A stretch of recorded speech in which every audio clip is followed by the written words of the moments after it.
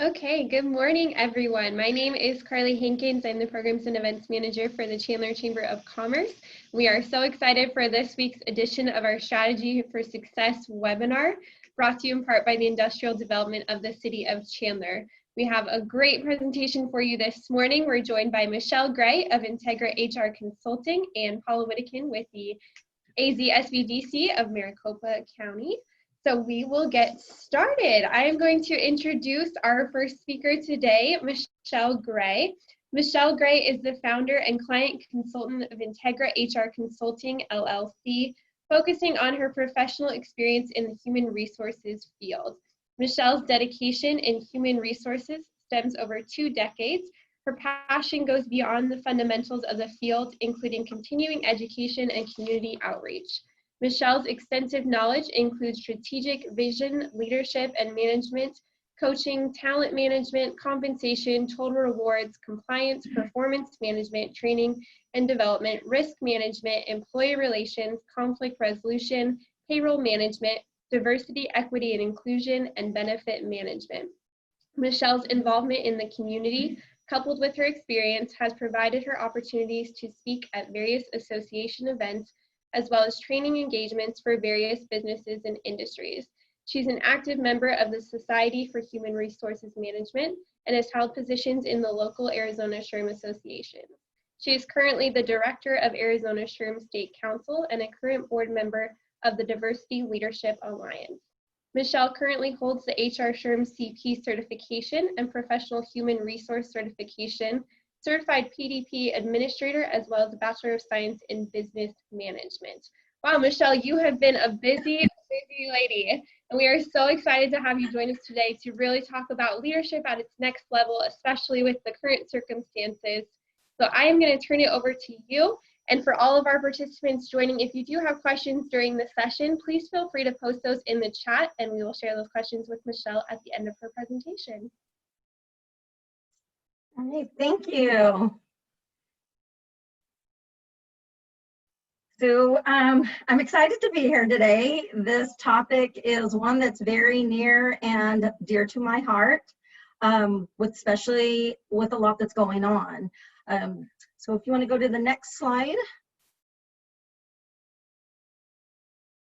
So there's going to be 3 areas I'm focusing on when we talk about leadership.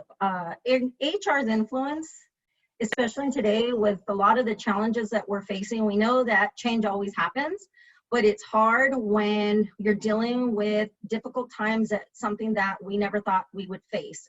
So that is something that HR can have a huge influence in. We're going to focus on qualities of a good leader, and then what is the impact of good leaders? Next. So how can HR influence and develop effective leaders? There's a lot of different ways that we think about, what impact does HR have? So even if you're playing the role, have the role, responsible for the role of human resources, we know that a lot in small businesses, it's the CEO, it's the CFO, it's the executive, it's the receptionist. There's so many people that take on the responsibility of human resource. And when that happens, we kind of go, okay, how do we become effective in kind of guiding our leadership? And we'll talk a little bit more in a bit about kind of, what is a leader? What's the difference? So with HR, what we want to make sure that we're doing, and some of the things you can influence, is provide and recommend training. Training is huge, but training isn't just, okay, I sit down, I go through the motions, I check the box, and I'm on to the next thing. Really, training is about educating yourself, learning, taking on new things that you didn't even know, and even sometimes kind of refreshing. We go through various training, including myself, to where we will go through something and then we go, oh, I've been there, done that. What am I going to learn from it? But if you go with an open mind, you'd be amazed at something you didn't realize. It's either a refresher, you go, wow, I don't remember hearing that. So it helps you grow, it helps your organization, and it helps employees as well. The next 2 things really kind of go hand in hand. Recognize, learn, and execute diversity, equity, inclusion, along with don't avoid difficult and sensitive conversations. So, 2 of the things we're facing right now with COVID and a lot of the inequity and the racial things that are happening, it is hard. We know that sometimes we're faced as leaders or HR professionals where we find out that someone comes to us or we hear things, but we're afraid to have those conversations. I think that's a lot of times where we need to stop and think, okay, how do we handle these conversations? Let's make sure we're talking to the individual or individuals. We're not avoiding them, because what happens is when you avoid conversations and you don't sit down and discuss them, they go on, they fester, they get bigger, and then sometimes they turn into things that are not true, and or it becomes a more serious situation that could have been taken care of earlier. Really recognize, when you recognize DEI, you learn about it and you execute it, that you'd be amazed at what happens in an organization. It changes the culture, it changes the morale with individuals. Recognize a leader in struggle. So in the 20 years that I have been in human resources, I have watched where people get put into, you know, a lot of times it's, oh, wow, they do great at their job, and they get put into possibly a manager role. And a lot of times we kind of cross over the leader and the manager role, and they do terrible. And it's because maybe they don't have the tools that they need. Not everyone wants to lead, but people do have the ability, if they're trained right, they receive the tools to be successful, but they also get the training and the development for that. Learn and communicate what culture means to leaders in the organization.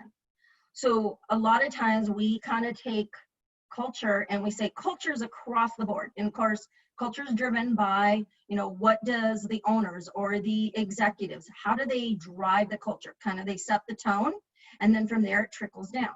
Well, what happens when maybe I'll take, for example, in a company I work for, you take culture and sales and you take culture in IT department. Well, two different cultures. I know in the company I work for, IT wanted to have more focus. They wanted to be able to kind of take time to where they can have team meetings, but then they can do things kind of a little bit differently. Where sales were, hey, let's go have fun. Let's do some competition events. Very different atmosphere.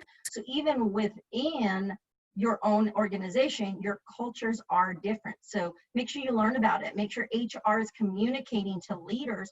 But then if you're the leader, make sure you're communicating with your management team, with your employees. What does culture mean in the organization?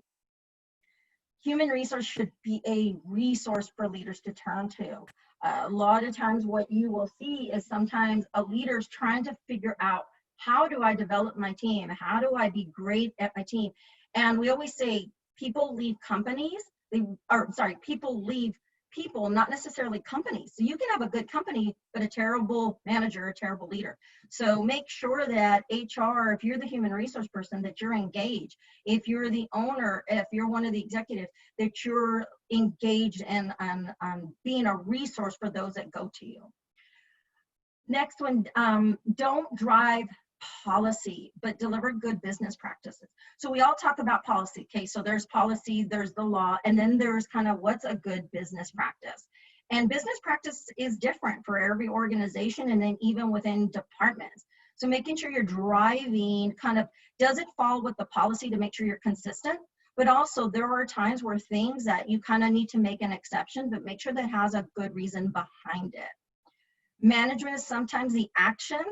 So this is where we kind of go into the difference between a manager and a leader. So it's the action, and not necessarily all the time, but a lot of it is tactical work. It's things that need to be done and the delivery of it. We need to see beyond telling people what to do. So even if you say, okay, I'm a manager, some of the things, for example, managers, you know, may be short term. Sometimes they micromanage versus holding accountability. There's short-term goals, and then there's long-term goals. Doesn't mean that, okay, it's a bad thing. We don't want to look at management as a negative, but how do you take management into that next step of leading? You know, you can be a great manager and be a great leader, and even kind of succession, have that with your team as well. So leaders, you know, they have a vision, they have a long-term goal. They look at, okay, here's what we're doing now, and here's where we need to develop.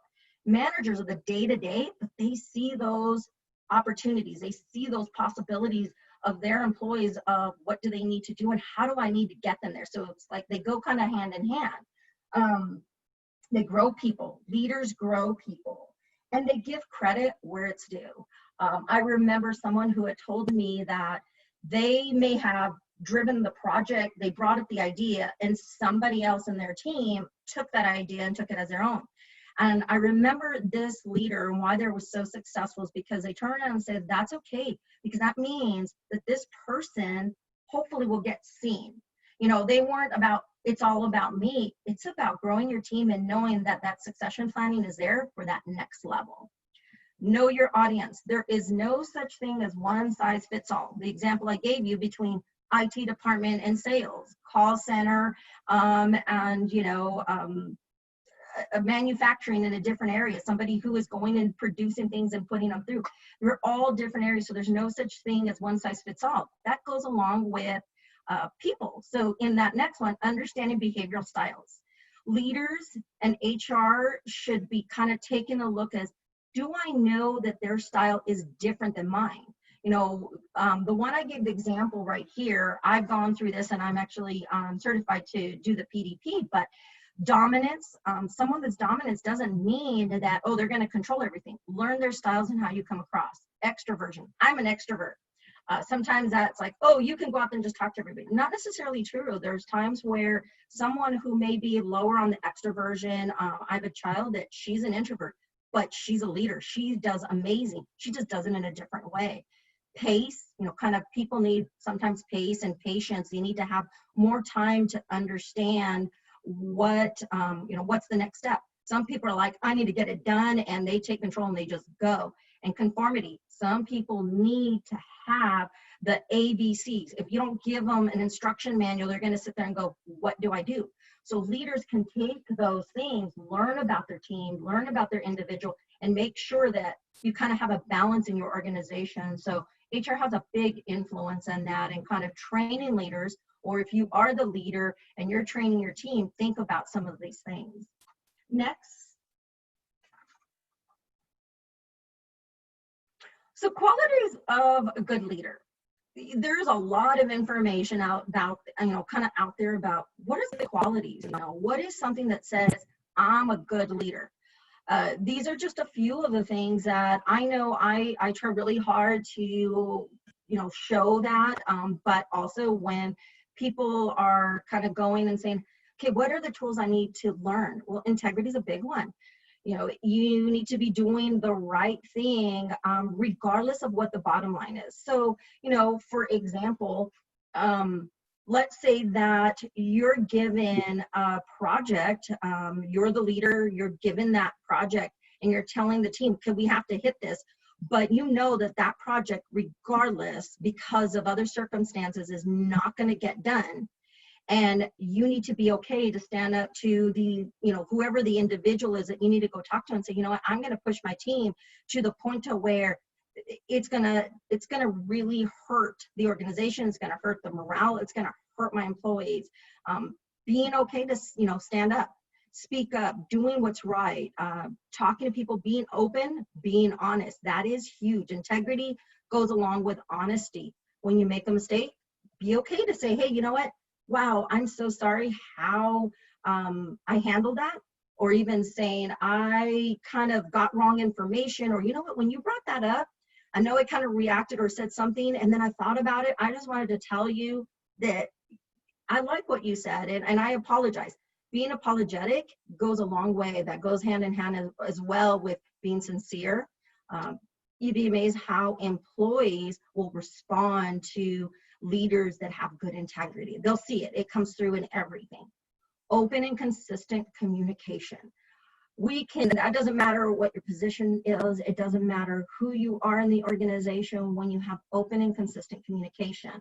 What happens a lot of times is we're having conversations, or we hear things that kind of go, okay, we're going to execute this, but then we don't then deliver. So we want to make sure that we're constantly having that communication, even if it's the answers sometimes that people don't want to hear, but they do want to hear something. So leaders really need to have an open and consistent communication. Empowerment and delegation. That is a great quality of a good leader, because you want to empower, not just feeling like, hey, okay, I have the empowerment, but I'm going to empower my team. I'm going to empower them to take their ideas, take their visions, be open to provide recommendations. And then, not only that, be okay to say, okay, great idea, you got a great solution. Now, why don't delegate them with that? Let them take that opportunity to shine, to show you things that you might not know that they were able to do. Having empathy. So when we talk about today and what's happening, empathy is huge. Leaders have to kind of take that next level of, don't be afraid about, oh, we have a policy that says this. We have a business practice that says I can't do that. You need to have empathy and think beyond what somebody brings to you.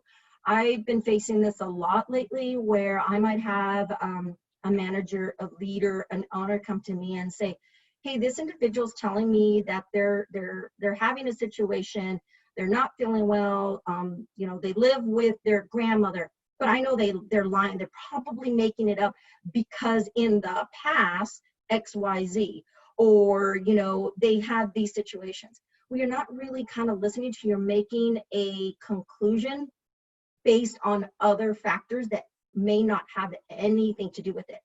Pull a person aside, talk to them, show them that you really care about what's happening. And from there, you're going to get more information. You're going to be able to find out. Maybe they're going through something that you had no idea. Being empathetic goes a long ways in good leaders. Accountability is across the board. If you don't hold people accountable, how does the next employee or other people within the organization feel that, okay, is that leader going to be true? Because they don't hold their team, they don't hold their employees accountable. But also, as a good leader, you need to hold yourself accountable. That goes along with being okay to say when you're wrong, or taking, sometimes it could be something that's a huge impact on the business, but you take that accountability as the owner of, whatever it is that you're working on or your team is, and saying, you know what? I'm responsible for that. I need to take accountability, and then you work with your team. But don't throw someone in your team or another coworker under the bus. Leaders do not do that. Leaders take accountability. Confidence, having confidence in yourself, because that does show through in leaders. If you have confidence, your team is going to go to you. Your team is going to be open. Your other organization leaders and executives will be open to you. And then making sure that you're delivering on what you say you're going to deliver. And decisiveness. Good leaders are very decisive. They make a decision, they stick to that decision, they take accountability regardless of its outcome, and they move forward. They don't kind of say, well, I'm not sure, what do you think? And the next thing you know, it's 2 to 3 weeks later and a decision hasn't been made. Next. So why are these qualities important? When we talk about just the few that we went over, why are they important? Well, they're important because they drive engagement. So if you've ever worked in an organization where, if you saw these traits in one of your leaders, what happens? You're more open to say, oh, wow, I want to be more involved. I'm going to stay here, attendance. I'm going to continue to come to work as the employee. I'm going to perform above and beyond. Why? It's because I have a leader that I feel is sincere. They're listening. They're open to suggestions. When I bring something to them, they're taking my ideas into consideration. But they also know that, hey, maybe something I bring to them, it might not necessarily always be the right decision, but they did listen to what I brought to the table, and they looked at it. We had a discussion about it, or if they weren't, they had a discussion with me to say why that thing that I brought up wasn't going to work, or what things are holding it up. Trust. Those qualities really build great trust. Employees will go to you because they'll know you're fair. A lot of times I have seen where someone maybe they'll come to HR and they'll say, hey, I need to have a conversation because I can't go to my manager. I can't go to this executive because they're friends. And again, it could be a perception, or it's because I know if I go to them, I'm going to get the bad projects, or I could get fired. Leaders who have the qualities that I said before, they are really good about they have the trust with their team. And also it prevents misinterpretation of information. The qualities that I talked about earlier, by being open and having those communication, you'd be amazed that employees will know that what you're speaking is true, and they don't turn around and then start having, and as we kind of talk about the rumorville, right? And then the next thing you know, it turns into something bigger. Well, that misinterpretation, if your team feels that you have integrity, you're open, you're honest, they know that you're delivering this, they're going to come to you if something that didn't sound right, and they're going to immediately come to you and say, hey, I'm hearing this, but I know that when we have this discussion or conversation, you were telling us about, where the business is headed, I'm hearing completely different, but what you told me, they know that that information is misrepresented out in, another department. But if you're leading it right, they're going to hear that, and they know that, hey, it's not misrepresentation, it's wrong information there. But what you're telling me, I believe it. We're going to move forward. Motivation. So this kind of talks a little bit of where I was talking earlier about motivating. Employees are motivated when they know they have a great leader. They're with that team that feels empowered. They can bring those ideas. And then what happens through that, both the leader and each of the team members sit there and go, wow, you know what? I want to go to that next step, that next level, because they're okay. So also the leader is looking at succession planning. Who's the next person to take on this position? As business grows, as business change, right now with COVID and everything we're dealing with, people are having to do multiple positions. So we're sitting here going, what do we do? So then we talk about morale. Well, if you want to keep morale, you need to have these qualities as a leader, because employees will tell you what's happening, how they feel. Next slide.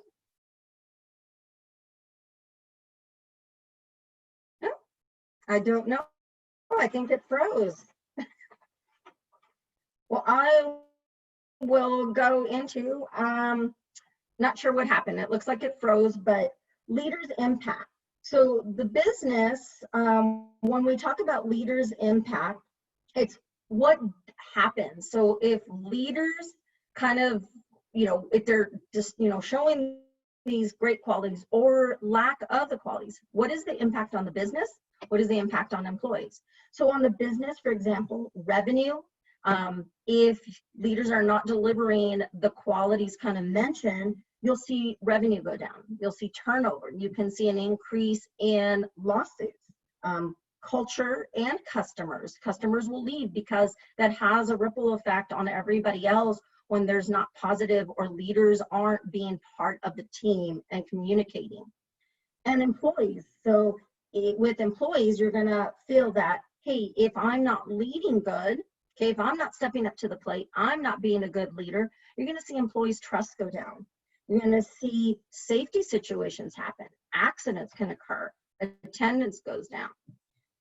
Growth goes down. Succession planning goes down. But if you do the opposite, if you really lead by these qualities, you see all of those things come up. You have attendance, you have performance, you have growth, you have the trust in your employees. You have customers who say, I love working with this organization because this employee is working with me and it drives revenue.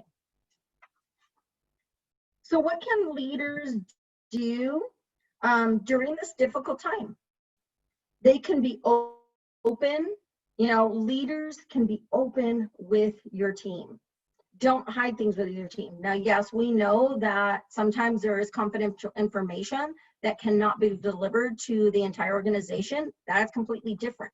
But be open, be honest. If you don't know the answer, tell your team you don't have those answers. But say, you know what, I like that question. Let me get back to you, and make sure you get back to your employees. Don't dictate, communicate. It's really important to make sure that you're not telling your employees what to do. You are guiding them. Now, yes, there are certain responsibilities we have as an employee. We have certain, here's my job and what I'm supposed to do in my job.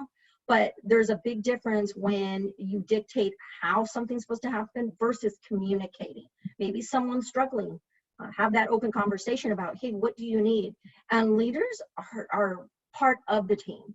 They will engage themselves. They will be involved. If someone's struggling, they can say, hey, let me help you, let me show you, because then that employee knows, oh wow, they're help guiding me, not just telling me how to do it or telling me what to do when I'm already struggling with it.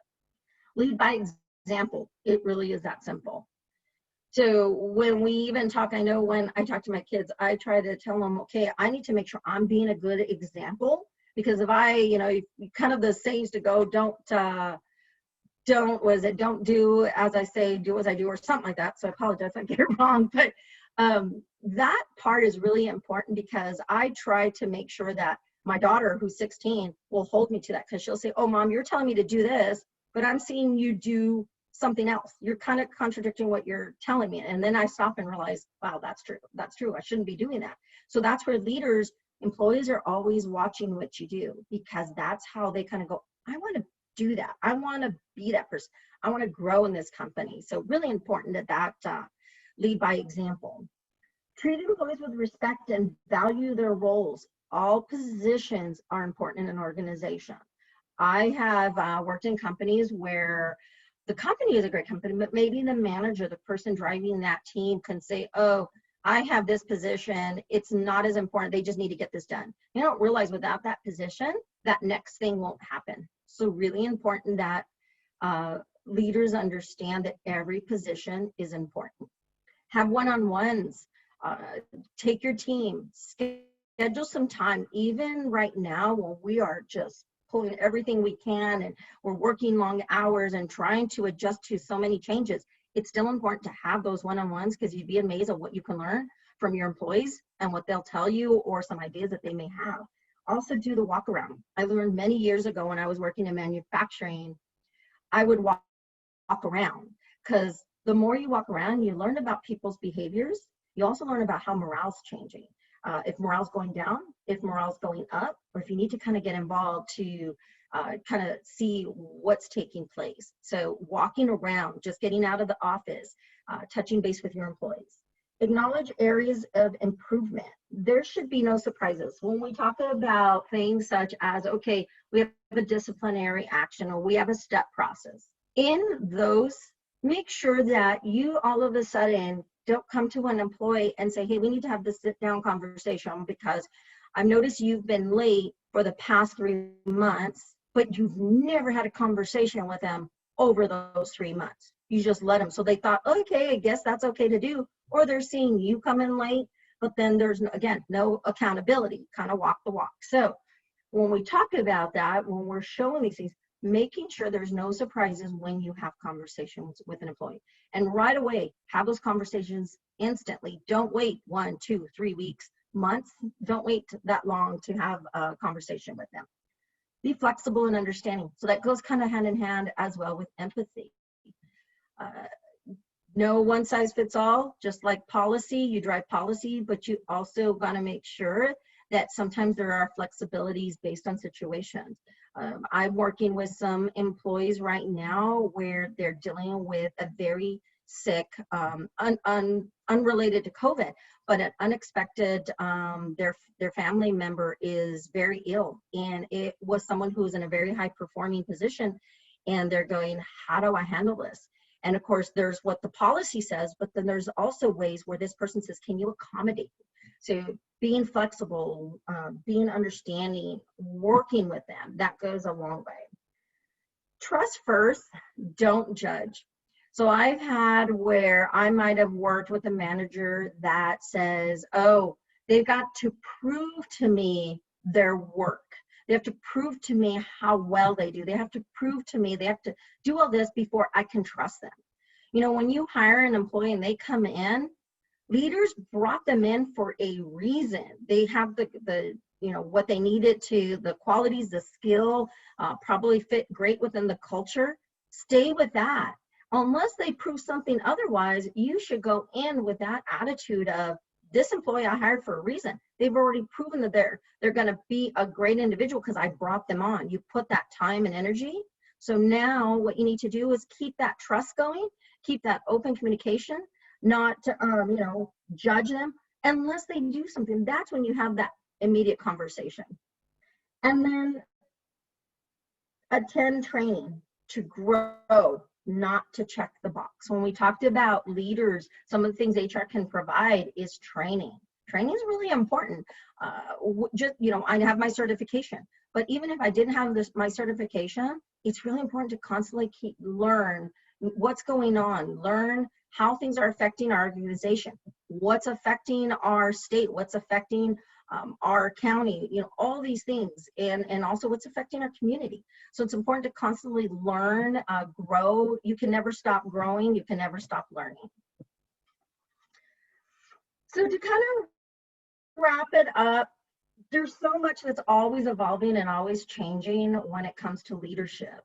And if you go in as a leader and you say, I really want to lead people, I feel that this is something that is so important to me. Whether it's you're the business owner, like I said, or if you're the HR, how can I empower? How can I make a difference in my company? And then look at the people within your organization that have that potential. Get them through some opportunities of training and learn to see what are the tools that I need to be a successful and great leader. And always know that learning never stops. At this point, if there's any questions that have come up, I'm hoping I can hear Carly. So thank you. Hi, Michelle. Can you hear me? I can hear you. I just couldn't see any of the slides move. I'm so sorry about that. My screen share was stopping. Well, thank you so much for sharing all of that information. If anyone has any questions for Michelle, please feel free to post those in the chat right now. I did want to touch really quick on the assessments that you were talking about a little bit to kind of gauge personality and working styles. Have you seen success with having those assessments be distributed or used in the hiring process or during the onboarding process, or some of both? Actually, both. I have actually gone through multiple. Some people have gone through, the DISC. The DISC has been there for many, many years. There's strength finders. I've gone through that. I've gone through one that was called, I just drew a blank on the name, but there's a lot of these different assessments. They're all based on what is our natural self. So the qualities that we have that is kind of like, okay, this is our natural self. Just like me, I had to kind of go through and say, okay, yeah, I'm an extrovert, right? But there's areas of me that I'm a little bit more introverted, and that is okay. And so I've done these assessments, and I've worked at different ones in different companies, but we've also utilized these assessments for onboarding, for like doing during the recruiting. So like sales is a great example. In the sales team, we used to use actually this PDP as part of it, tying to the job and then their assessment to tell, okay, they're a driver in sales.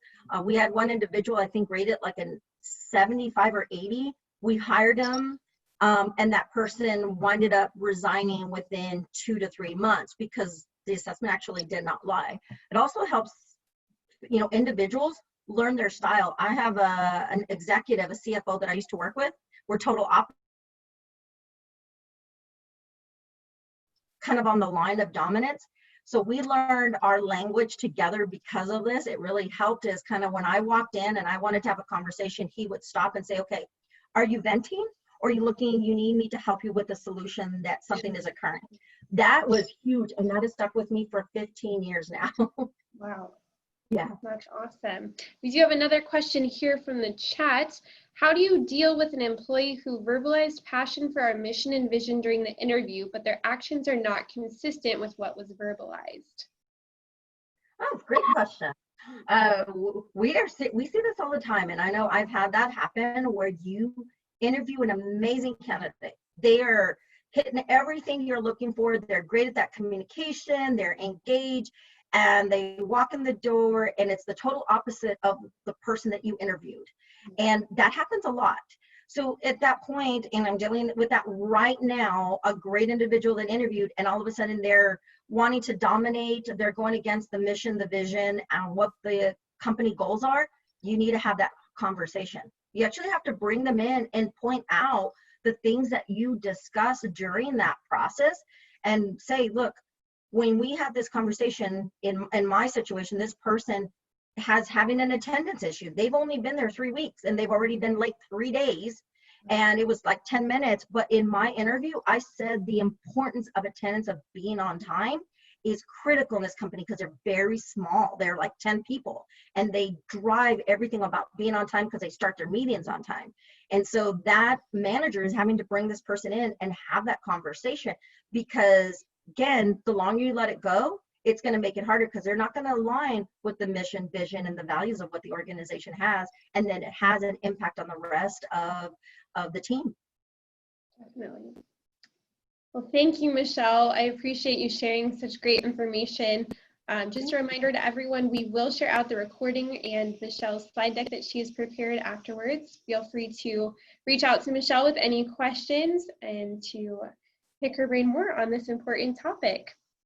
Thank you. Right, of course. I'm going to turn it over now to Paula Whittakin with SBDC. Paula, we're so excited to have you back with us on this webinar. Paula has an update on PPP loan forgiveness and where we're at right now. I do. I'm glad to be back again this week. So we finally had some changes. So let me just bring up my slide deck here. All right, let's get to it. Can you see the slide deck? Yes, okay. All right, so you may have already heard that for those Paycheck Protection loan programs, there is a new ruling now that loans that were for under $50,000, there is a simplified forgiveness process. So I just wanted to highlight a couple of those items for you. And if you have any questions, of course, put them in the chat. But basically what is now there is there's a new form. It's the 3508S form. It's simplified. I'm going to show you a couple screenshots of it so you can see that. But you'll fill out the form. And really up at the top, you're going to fill in some basic numbers about the loan and the monies you received and the dates you received it. And there's a long list of kind of certifications that you certified you've used the monies correctly within the guidelines. Still looking at that 60-40 split that you've used for forgiveness, at least a minimum of 60% for payroll, and then 40%, no more than 40% for those other expenses that were listed as part of that loan. So that split still remains in place. What you'll do is you'll fill that form out, you'll submit it to the lender, so none of that changes in the forgiveness process. This still is, you're still going to work through your lender. And then, of course, there's the maintaining the records according to the guidelines, which is 6 years. So you're still going to need all that documentation that supports the numbers that you're reporting for forgiveness, proving how you in fact used those funds that you received. So all of the documentation requirements remain in place.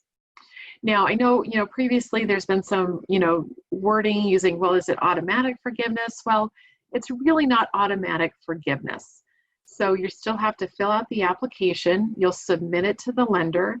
The lender will submit it then to the SBA to determine that forgiveness.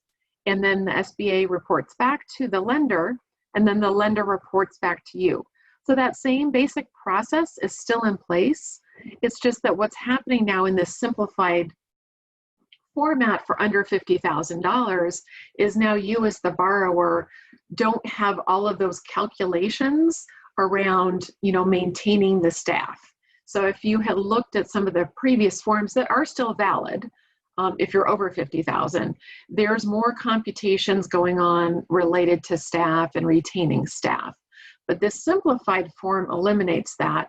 And then it also, from the lender side, really simplifies that review process for the lender, where they're not reviewing this, they're submitting your application for forgiveness to the SBA. So that's kind of in a nutshell some of the changes. Pretty simple, but I think really beneficial, especially if you've looked at some of those existing forgiveness applications, which look to be very complicated. So what I wanted to do is just briefly show you that it really is simplified. So over on the left, it's really a one-page form, and then the second page is some demographic information, which is optional to complete. But I just wanted to touch on, what you're going to see at the top and the numbers you'd have to fill in. So it's the basic information about your business, the address, but coming down here in this section, you're going to fill in your PPP loan number, the lender PPP loan number, the amount that you received, the date that you received those funds into your bank account, the employee count at the time of the loan application, and then the employee count at the time of the forgiveness application. You still, now if you received through the EIDL program, if you received an EIDL advance, you're going to fill that amount in here, and you're going to include that EIDL application number on that line. And then you're going to calculate that forgiveness amount based on how you use those funds. And then down below is just all of these certifications where you're saying, yes, I used the monies properly, and retaining documentation. There's a long list, and you sign the form. So pretty simple and straightforward. So that's pretty exciting news, I think, for a lot of small businesses.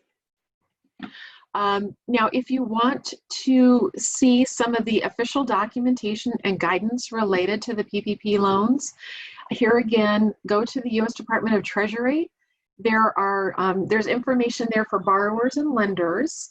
You can pull down and download the applications, all 3 forms of the application. You can pull down the instructions, detailed instructions on how to fill them out. And I think what you might find very useful on the Treasury site is look for the documents that are labeled as frequently asked questions, FAQs. And there's a new one out there that's dated October 13th. And these documents have gotten much better as more questions have come in from small business owners. So the guidance in there is much more helpful with frequently asked questions, and it even includes examples. So if you have, questions related to how do I calculate, the employees, and, maybe you had to let some go and you've hired some back. It's just a lot of detail and a lot of very good detailed examples that are pretty easy to follow. So I'd encourage you to check out that information at the U.S. Department of Treasury site. And of course, there's always information at the SBA.gov site.